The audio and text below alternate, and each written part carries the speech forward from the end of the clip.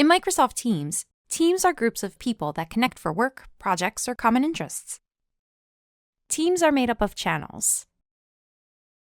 There are standard channels, ones that are visible and available to everyone, and private channels, where you can have focused, private conversations and share files with a specific audience.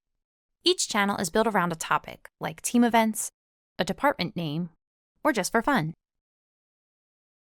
Channels are where you hold meetings, have conversations, and work on files together. At the top of each channel, you'll find tabs. These are links to your files, apps, and services. To add a tab, select the plus sign next to the tabs. Add Planner, for example, to create a project board for tracking team tasks.